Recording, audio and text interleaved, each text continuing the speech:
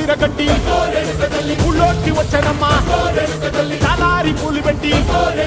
జాతరులు తెచ్చనమ్మా తంగేడు పూలు పెట్టి కంకాణ దుకేనమ్మా ముక్కు ముక్కెర పెట్టి